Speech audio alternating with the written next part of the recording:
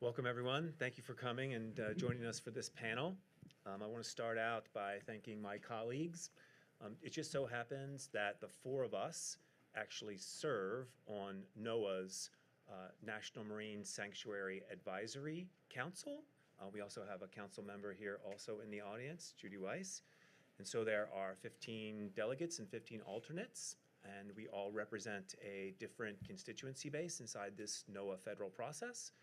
I'll let each of them introduce themselves and the position they hold on the council and what their interest was to joining.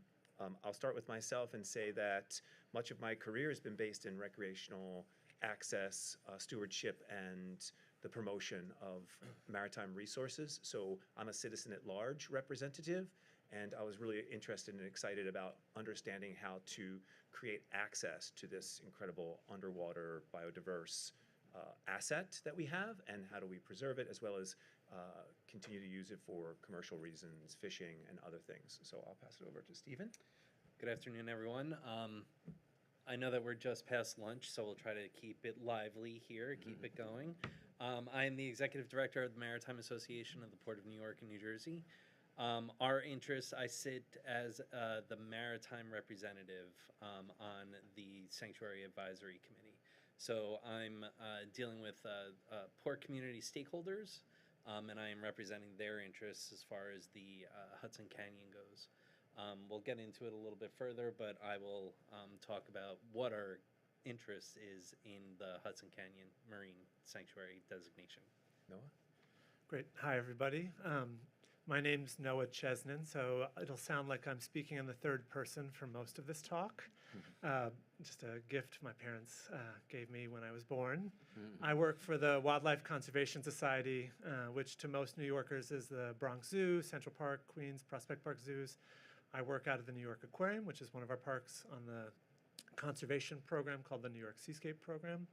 And back in 2016, we nominated Hudson Canyon as a National Marine Sanctuary for a variety of reasons I think that we'll all be talking about today, whether it's a lasting conservation legacy, also opportunities to invest in STEM education, workforce programming, and then also really to tell the stories about the important economic uses and balancing sustainable use and conservation in our waters. Oh, and I serve as one of the conservation seats on the Sanctuary Advisory Council, and along with my neighbor to the left, I serve as vice chair. Hi, good afternoon. Alan Lee. I own and operate Mushin Sport Fishing, which is a full-time charter fishing operation based in out of Manasquan Inlet off the New Jersey coast. And in that capacity as a charter boat operator, and for over the last 40 years, I've been running boats professionally, frequenting the Hudson Canyon and surrounding areas. And we'll talk a little bit more about the geography of the Hudson Canyon in a little bit. But I feel like I've been very blessed and fortunate to visit that area that we're going to talk about today for almost 50 seasons. In fact, when in 2023, when the SAC, the Sanctuary Advisory Council, was being formed, I realized it was my 47th season that I was going to the canyon. And it's been a wonderful experience.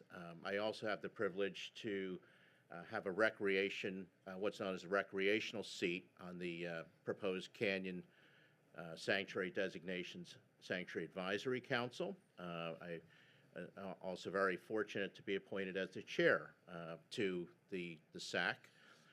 Although I want to make clear that that I'm here representing myself as an individual today and not on behalf of the Sanctuary Advisory Council per se. So thank you for having me here today. Thank you so much. Let's see if we get to. Okay. So nice segue from Alan. It is important to know that as advisory council members, we are following a very strict NOAA federal process. And so as we're talking about it today, we're talking about our own personal interests. Alan mentioned being able to go out there for 50 seasons, so I'll put out some interesting facts about the canyon. So it's located 100 miles offshore. It's one of the largest known canyons off the east coast of the U.S., dates back to the Pliocene era. It's actually an ancient extension of the Hudson River, and it's roughly the equivalent size of the Grand Canyon. It's quite spectacular. It extends out to 350 miles. It's 2.5 miles wide, 7.5 miles deep, and there are tidal flows in the deepest parts of the canyon. It has very jagged substrates which attract corals and sponges, which makes it really attractive for biodiversity. And there's also, it's a highly renowned highly migratory area for certain species of sharks, swordfish, and tuna, hence Alan's recreational commercial fishing out there. It's also a key stop for migratory seabirds. It's a prominent location for commercial and recreational fishing, as well as a location in a couple slides we'll see where tremendous amount of commercial international shipping traverses the over ocean area there. And as we mentioned, NOAA is the lead agency for this SAC, and they are part of the National Marine Sanctuaries Committee. We're going to go into some questions here. So we'll take a look at, this is more positioned for Noah and Alan.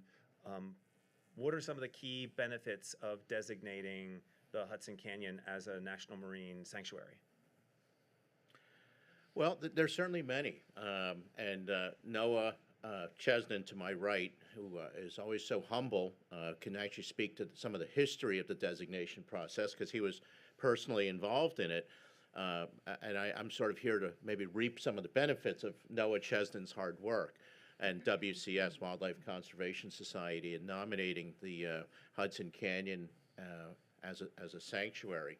But by designating, the idea of designating that area as a sanctuary really brings together many partners in a very collaborative way to enhance and enrich the resources of the Hudson Canyon and surrounding area.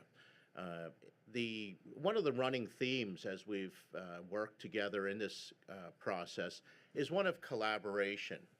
This Sanctuary Advisory Council, what we refer to as the SAC, this acronym, the SAC, as Ray Fusco had mentioned, involves a number of different disciplines, people that come from different walks of life, professionally and otherwise. And each discipline has different constituents that it represents.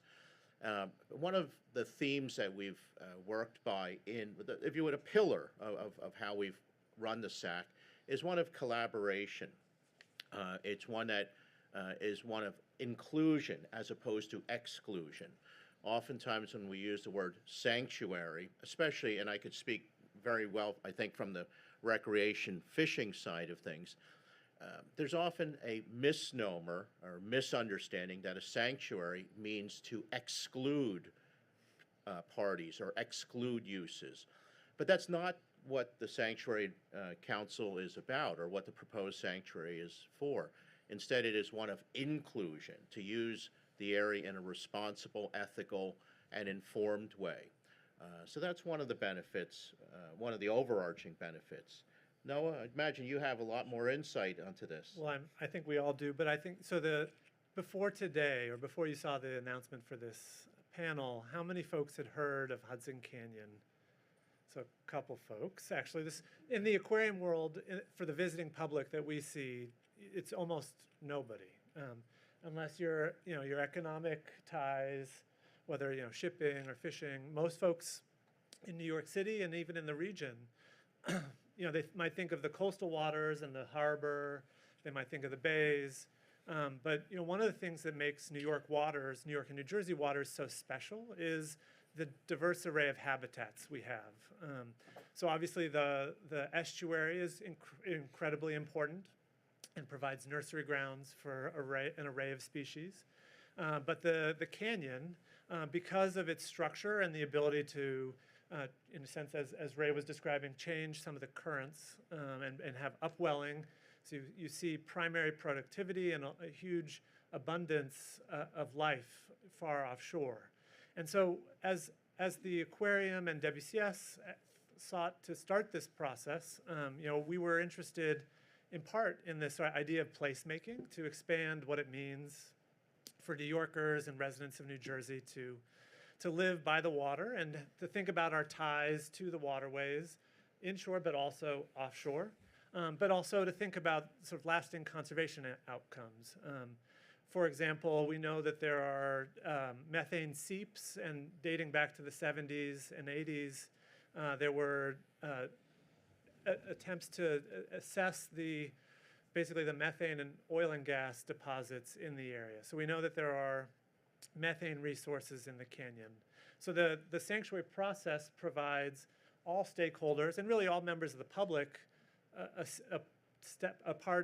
to be a part of the process and help define the conservation outcomes, and then work collaboratively through the SAC, but also through collaborations with community groups and organizations to sort of envision what the sanctuary can do for residents locally.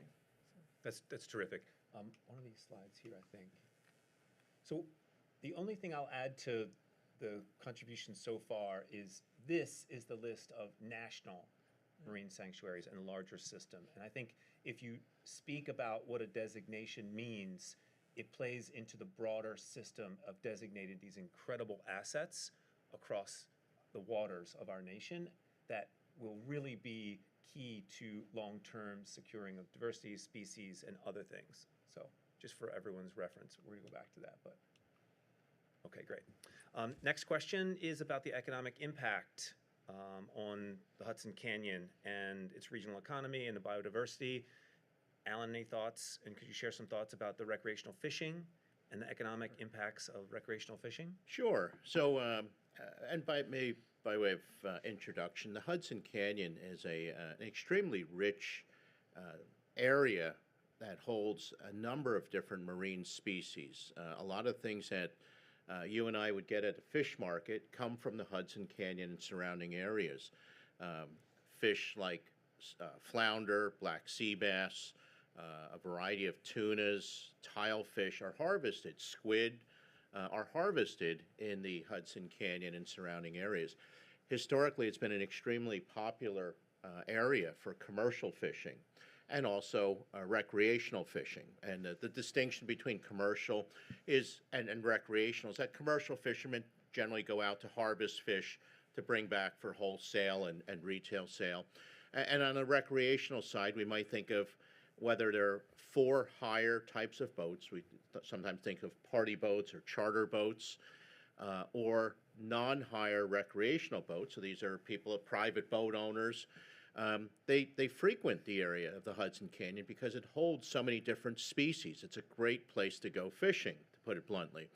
And in that respect, it generates a lot of income and has a lot of economic impact in our area on a number of different levels. I mean, for example, seafood sales. I mean, that's a huge area of economic impact. But if we also think about what's involved in recreational and commercial fishing, there's boats, there's marinas, there's fuel to run the boats, there's fishing equipment, bait, ice. I always like to say fishing in the Hudson Canyon is not the same as going down to a local pond with a worm and bobber. What we're talking about to make these trips, sometimes 80 to 100 nautical miles offshore, involves hundreds of gallons of fuel per boat, which if we multiply out the economics of that, it's huge. Fishing tackle, boating industry along the New Jersey coast. We have several major boat manufacturers. Viking Yachts is a huge maker of sport fishing boats that are in the 50 to 90 foot range, which are oftentimes the types of vessels that are used to traverse to the Hudson Canyon area. And we talk about the price of these 50 to 90 foot sport fishing yachts, not in the thousands. We talk about the cost in the millions. Many of these vessels retail for probably in the neighborhood of about $12 to $14 million. And that's one boat with one company. There's also the employment side of things. Recreational and commercial fishing employ a huge number of people that fish in and around the Hudson Canyon. There's the economic impact of tourism. Much of the Jersey Shore, and I imagine for the New York shoreline, coastline, tourism is a huge part of it. The hotels, when we have charters that come fish with us, oftentimes they're flying in from Ohio or California, Washington State, and they're staying in our areas. They're eating in our restaurants. They're staying in our hotels, and all of that adds to the economy of our coastline.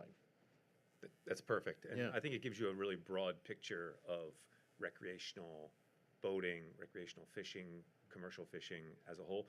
Noah, do you want to speak to anything about the sightseeing tours, whale watching tours, other aspects of any of the? Yeah, so there's, especially not only in New York City, but across the region, and really important contributions from the ecotourism, but also broader tourism economy. You know, the aquarium, in some sense, we're both a nonprofit and a business, a coastal business, and have visitors coming from the region, but also coming to visit Coney Island, right? So the same kind of economic contributions is also happening in the canyon.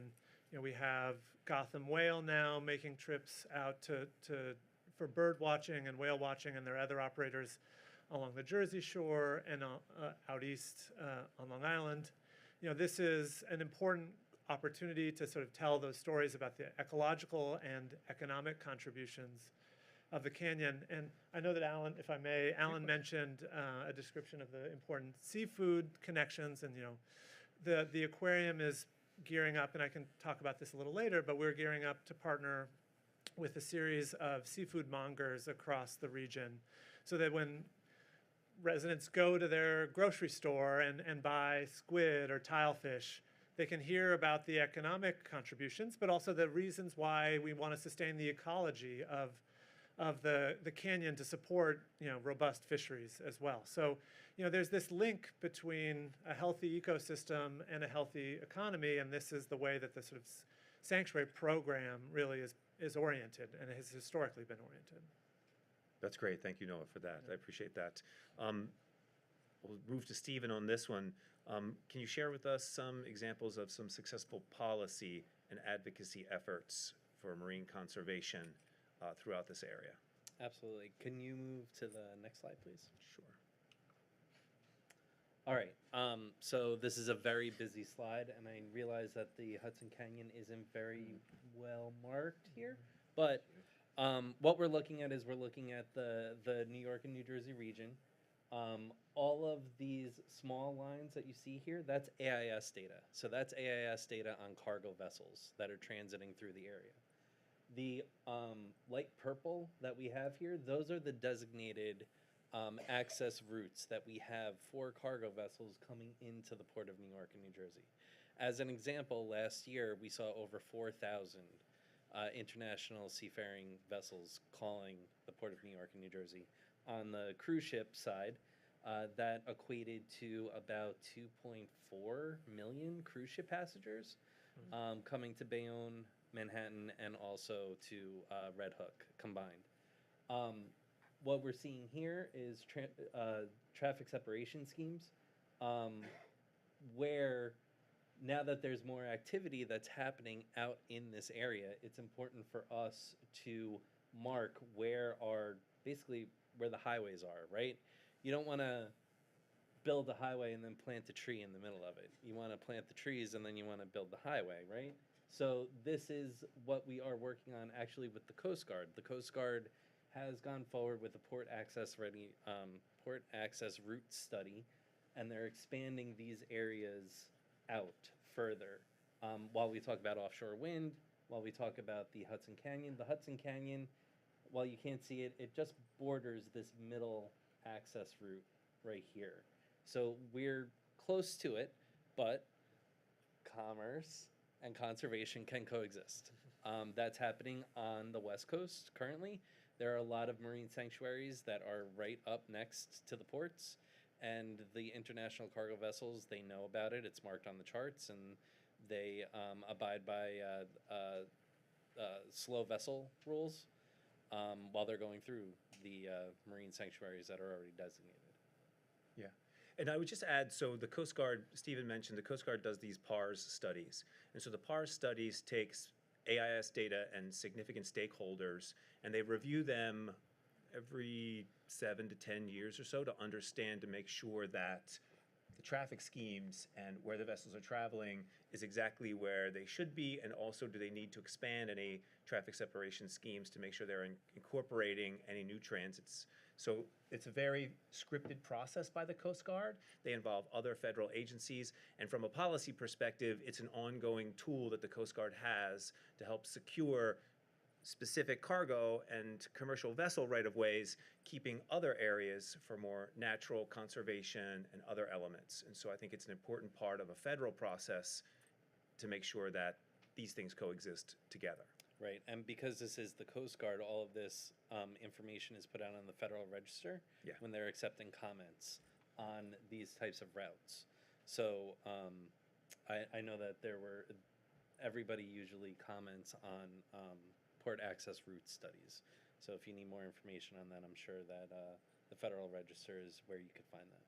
So along with the AIS data, and then we'll move on but you can see the purple squiggly lines, that's cable laying everywhere. So there's a tremendous amount of cable laying that happens, across the Atlantic, carrying fiber optics and other, tremendous amount of fiber optics and other cables. So it's along with the travel routes, which are the kind of grayish routes, it's a bit of a nest of things out there, and doing this carefully is very important. It's a bowl of spaghetti. Yeah, and then I think, Noah, you also had an example of some successful advocacy for some of the first deep sea corals you were going to share? Yeah, so yes, it's a nest. Actually, one of the ways we talk about it at the aquarium, we call it, it's a city that never sleeps. This is the sea that never sleeps, in a sense. There's always human activity. There's also always marine, marine wildlife activity. So it's the sea that never sleeps as well. Mm-hmm. Anyway, just a point there. In terms of some of the earlier conservation efforts, the WCS, but many other conservation organizations and even commercial fishing and recreational fishing groups contributed to, starting before the sanctuary process, there was an effort to balance sustainable fishing and conservation efforts, especially for deep sea corals. So Hudson Canyon has a deep sea coral discrete protection zone, and then there's also the broad zone that's sort of a depth-based boundary that really marks the sort of collaboration between industry and conservation that happened through the Mid-Atlantic Fishery Management Council. And what that really sets the precedent for is that the council, the Mid-Atlantic Fishery Management Council, is continuing to manage fisheries well. And so, as a part of this effort, at least from a WCS perspective, from the aquarium's perspective, we have always advocated that the fisheries management stay within its existing authority, not through the sanctuary, National Marine Sanctuary process, but that there's opportunities to invest in more research and monitoring that can contribute to informed decisions for all industries. Agreed. Thank you for that. I think, I'm looking through my list here because I'm told that my Q&A question portion is coming more quickly than I first anticipated. So there's a couple of questions here around marine conservation. And I think to sum this up is, one, what are the real impacts, significant contributions to creating this marine conservation effort through NOAA and this proposed sanctuary? And second, how do we navigate the impacts of this conservation, but also making sure that the sea that never sleeps is still able to handle vessels and cable laying and other things? So I'll open it up to all of us to contribute to the concept around, conservation efforts through this, and then the impacts of commercial versus conservation. So I'll go first. I don't know how many folks in here, have you ever heard of the 70-80-90 rule? It's something big that the Navy actually talks about. So 70% of the world is made up of ocean, 80% of the world's population lives fairly close to the shore, and 90% of everything that we consume is brought to us through maritime trade. So as an industry, we work together for conservation, right? We're aware of all of these different designated sanctuaries, And we work with the local communities in order to ensure that we are navigating through them safely. They end up on our charts. The Port Authority right now, they have a speed reduction rule where they are actually rewarding vessels when they're 20 miles off the coast to drop down to 10 knots. And if they do that and they're able to provide that information, the Port Authority will actually reimburse them money. So I think that helps with marine life and also the overall environment here within the region. Sure. So I think one longer term sort of type of protection that the aquarium is seeking is to permanently close the area to oil, gas, and mineral exploration and extraction. You know, we've worked collaboratively to build the protections for the deep sea corals, but you know, there's and you don't need me to tell you this, but like you know, at any time, you know, there could be different administrations that will prioritize different uses in the ocean. And so this would provide a stakeholder-driven process where we all sit down together and sort of define this for something in the future in perpetuity. You know, in terms of other really tangible benefits that we see, you know, there will be expanded investment in STEM research and monitoring. You know, so while there's a lot we do know about the canyon and the species that reside there, even just last summer, there were 82 North Atlantic right whales that were documented, individual right whales that were documented in the canyon feeding. And so this federal investment for more research and monitoring can be coordinated across academic institutions, across industry, and then shared to, you know, support programs, voluntary or otherwise, that can advance, you know, information and decision making. So. Sure, I would just add that the concept of a Sanctuary Advisory Council, again, brings to the table many different disciplines, many different stakeholders, and each of these contributes immensely to the process. I sort of mentioned earlier that I frequented the Hudson for almost 50 years, and I have to tell you, as I joined the SAC and got to work with folks up here, as well as Judy in the audience who's on the SAC, I have learned so much that was sort of, if you would, outside of my comfort zone as a recreational sport fishing operator. I've learned so much about the area. And if my experience, if my little microcosm experience is anything that I hope to see happen with the sanctuary designation, I think we all stand to learn a lot about the area through the sanctuary designation, and to learn from each other, to use the area in a responsible, ethical way. That's terrific. I think there's a lot of benefits, and as you can see from the national efforts of NOAA's National Marine Sanctuary group that manages this, they've done incredible work over the years, and I think there are different case studies with each of these sanctuaries, and they play just a little different role in each community and based on their diversity. So some have a slightly different economic impact, some have a far greater biodiversity impact. It's really interesting to see the mix that's here. With that segue about the work of the committee and with the national system, we wanted to just put a plug in for the SAC and the process and say that this is open to the public, as every federal process is. We have public meetings. The public meetings are open to the public. They have comment and question periods to them. In order to become a SAC member, we had to go through an application process, and we were vetted and chosen to represent individual stakeholder positions. And so it's a very open process. We love to hear from outside voices. I think to Alan's really strong point is that, you know, there's so much diversity of thought around these types of assets that we think we have very good representation on the SAC, but it really takes community. And in order for this to succeed long term, the greater community, I think, needs to be vocal and have a conversation and learn about it and understand it as a resource and appreciate it for what it is. And I think that will help us do even better work. And quite frankly, I think it would help perpetuate and get us to a designation, naming of a designation in the process as well.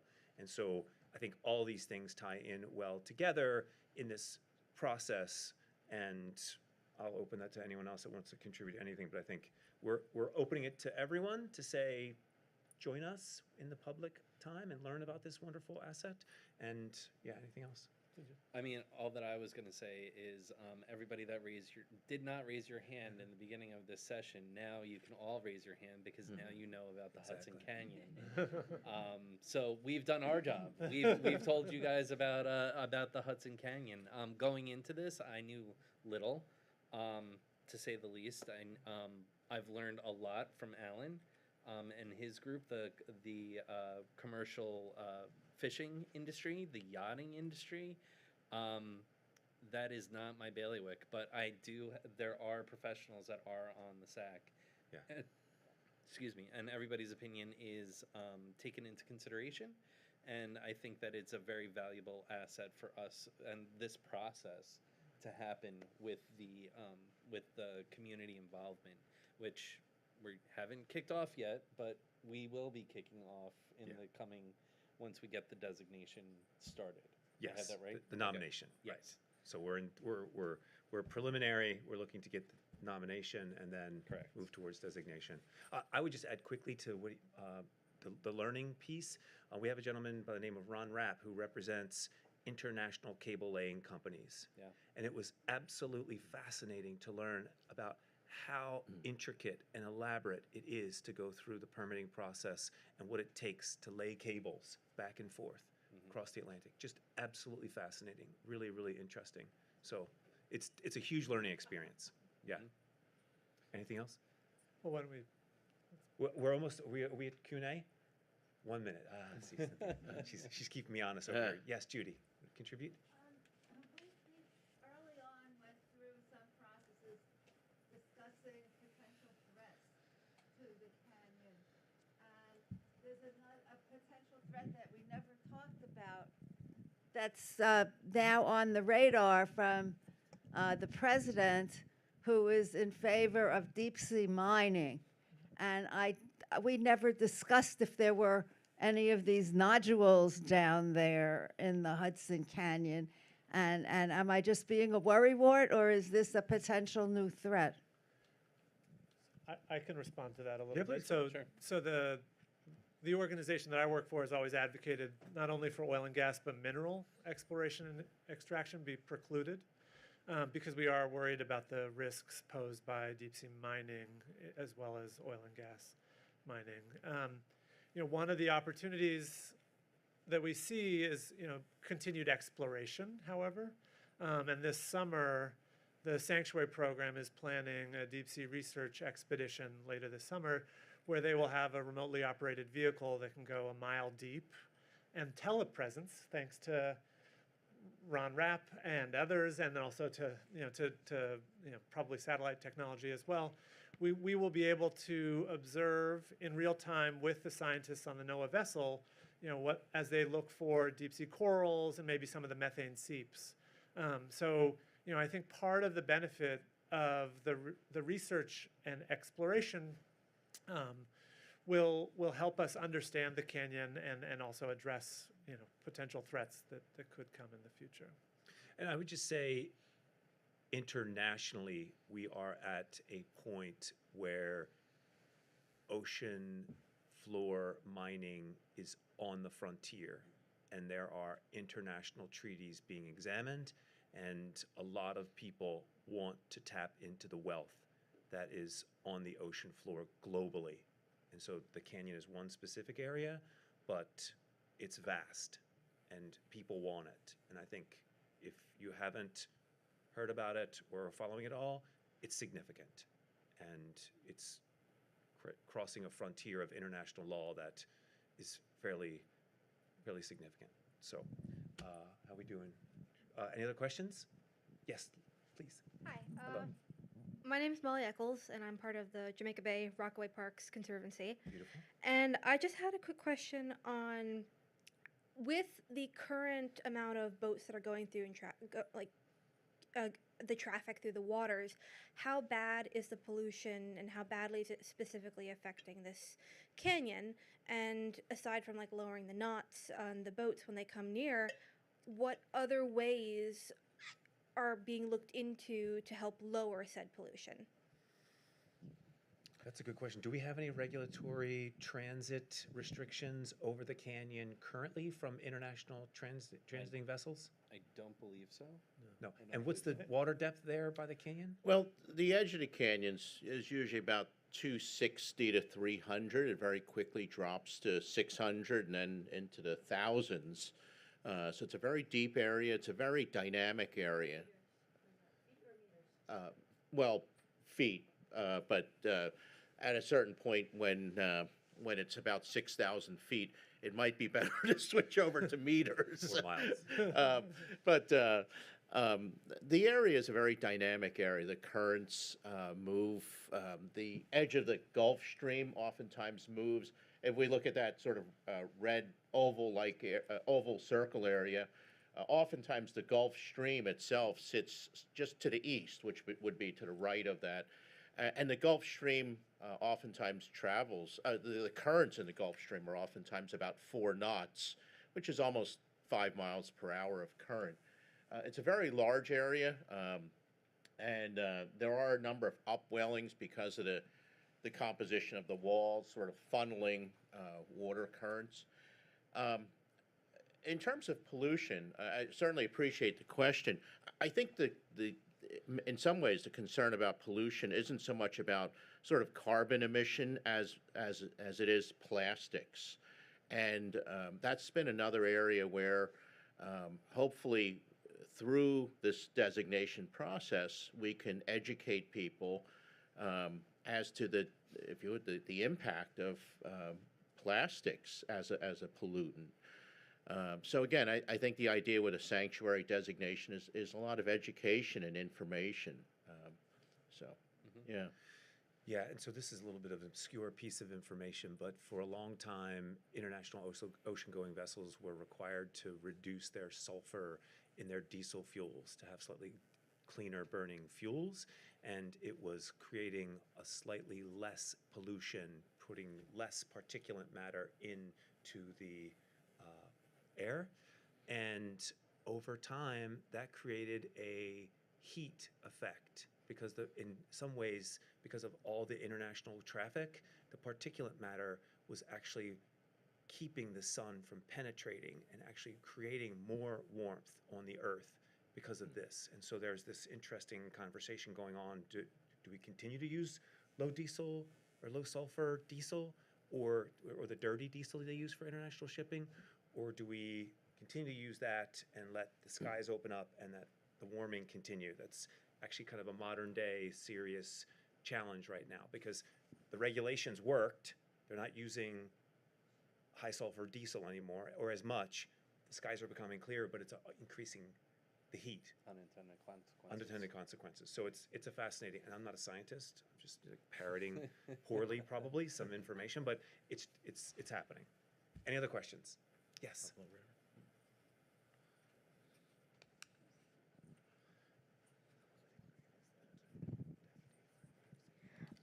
My question is directed for NOAA. As a former DG at the aquarium, could you expand more on how the aquarium provides awareness for the Hudson Canyon? Certainly. So thank you for that. So if anybody has been to the New York Aquarium in Coney Island, one of our marquee exhibits is the Ocean Wonder Sharks building. And we tell the story of shark conservation issues globally, but then through the lens of our local biodiversity. And so as you come through that exhibit, the final experience is called the Canyon's Edge, which is meant to transport New Yorkers to the edge of the canyon that Alan was just describing and highlight some of the species found locally. And, you know, I may be on staff, but it's really the discovery guides, the DGs, the high school volunteers, youth leaders, and every year that's about 330 youth leaders at the aquarium and all the zoos that are talking to visitors and engaging visitors to do drawings or petitions. You know, part of why we're excited about this process is that it involves public participation, and that everybody can express their own perspectives to the federal government. And so we take this as an opportunity in civic learning, civic engagement, and especially youth-led civic leadership. So there's, 330 high school students every year that are part of this process to support moving the sanctuary process forward. And we see that as a way to build excitement, but also as a way to launch careers for young people in marine STEM fields. Other questions? I have a lot of questions, but I'll just put two out there, and they're quite different. First one, you've mentioned a couple of possible regulations that could come into effect if you had a marine sanctuary. Are the controls, and the two being slower speeds and no surface mining or subsurface mining, are the controls imposed if you have that legal designation standard, or do they each have to be negotiated? That's my first question. Second one, completely different. Various organizations are starting to think about improving publicity and attention to these kinds of issues by bringing in artists in residence to look at the issues and do stuff you can use for PR. Is that something your group has thought about? It might be interesting. So I'll start by saying, as a SAC, we have subcommittees, and I think they're talking about ways to communicate and educate the broader audience about the canyon. I think there's been a variety of very creative ideas. I think artist in residence has definitely been one. So I think once there's a specific designation, then the subcommittee work could then go on and start working on the communication plans and those other creative plans to help educate the greater population of this. I would say that NOAA's comment around mining, there has not been a specific comment about designation about slower speeds yet. Yeah. Okay, my question was really, if you have marine sanctuary designation, does that come with specific legal requirements in a marine sanctuary that follow and they're not? So I can turn. So first off, the Sanctuary Advisory Council and all of the members and alternates have been providing input that's non-regulatory in nature.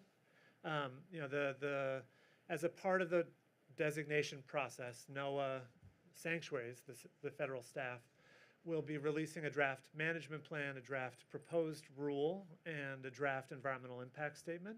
And in those documents, there would be alternatives, so choices for, some alternatives for boundaries, but also for potential regulatory structures. So there isn't any standard. Yeah, and why the reason that that having the SAC start now is so that we can talk about and build consensus around what issues are needed, what support is needed from an industry or a conservation perspective, so that the federal proposal can really be driven by local priorities. Are any of those NOAA staff still working? Or Yes. have they all been fired? They have not.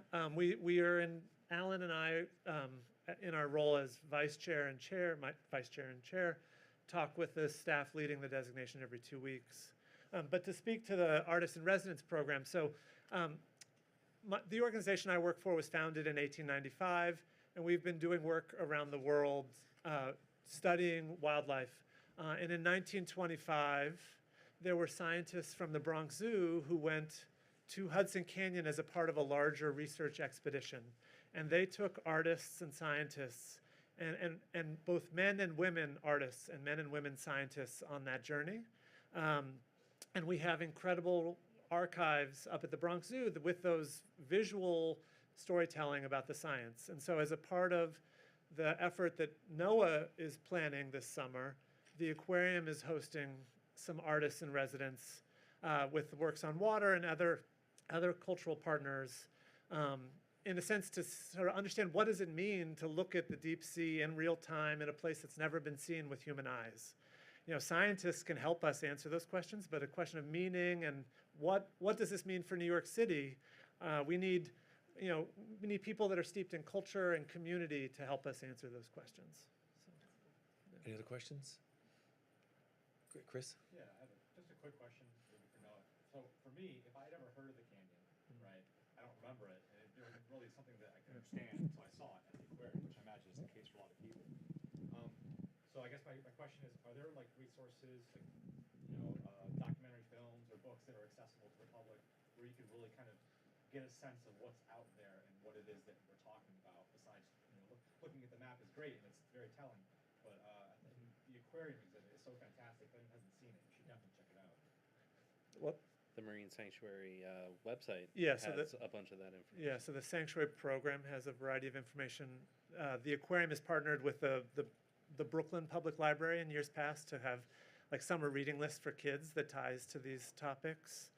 But in a sense, the opportunity is really open to this group and to many others. What are the ways that the sanctuary program or stakeholders that are sitting around the SAC can collaborate with your organization or the sort of communities that you're involved with? Because there's so many different ways to tell this story. And I think the focus and the platform that the sanctuary program provides creates all kinds of exciting ways to tell the story in our communities in ways that wouldn't happen in Monterey or in Florida or in Boston, because New York and New Jersey are unique, and we have fun ways of telling stories that maybe the other parts of the country don't. And I think that very early on, it was identified that this is definitely going to be a community outreach effort, monumental effort. Working with community-based organizations, working with, doing talks like this. Thank you, Waterfront Alliance, for the plug on the Hudson Canyon. But yeah, that work is to be done, and we're all ears. Like Ray said, the Sanctuary Council calls are all recorded. They're all available on Zoom.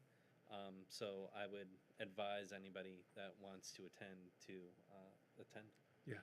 There was one more question from a student scholar. Yes. Yes.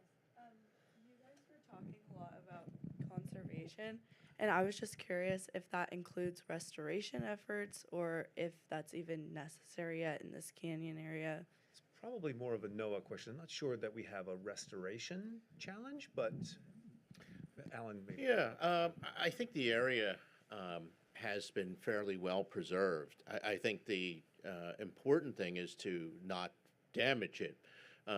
And Noah Chesnon, to my right, identified some of the threats to the canyon region. And so I think we need to be mindful of those. I think that's something that, again, we would invite all of you as citizens, concerned citizens, to speak out about your concerns as to how and where we go with this. I would describe, and I like what Ray was talking about the sort of the haze that is over some polluted areas. As you leave the coastline and you start to travel 60, 80, 90 miles offshore, there's a few things you don't see. One is air pollution, smog. The other's city streetlights. You don't see buildings. It's a beautiful area. You see whales, you see turtles, you see dolphin, you see acres and acres of porpoise just frolicking and playing on top. It's a beautiful area, and if you ever have the opportunity to visit it, I would love for you to see it. So I think the area's been pretty well protected. I know I'm invested in seeing it protected for future generations, as is everyone at this table. But that's a great question. Thank you all. So, yes, our plant, our DG plant. For schools like Stony Brook or other universities that specialize in like marine science, is it like permitted to like go out to the Hudson and test for like DO or nutrient levels? Yeah, I mean, yes. do you need a permit to do that? No, Probably not for those activities, I don't think. But and I think NOAA is interested in collaborating, whether it's with Stony Brook, Rutgers, Stevens, University of Connecticut, academic institutions from across the region, to build out programs for students, to sort of think about career pathways that can link, early childhood education programs to graduate programs, to sort of expand career opportunities as well. So. And if I could just maybe throw in one other thought is, even in the these relatively early stages of the SAC, the Sanctuary Advisory Council, and this designation process, I think we've gotten a lot of conversation going already in the area of research with different universities. I come at it originally from sort of a fishing point of view, but I've been enlightened by so many conversations with folks at Rutgers, SUNY, just to name a couple of places, and at Monmouth University, just to name a few places. So I really think there's a lot of potential for ongoing dialogue among the academic, scientific communities, research communities, by having a designation of a sanctuary. It brings conversations to the table. We're over on time, and we're headed to a break. If you have other questions, please come to us and chat with us. I would say there are 3 takeaways. It's 100 miles offshore, has incredible biodiversity, and it's the sea that never sleeps. Thank you for joining us. Collaboration and Collaboration.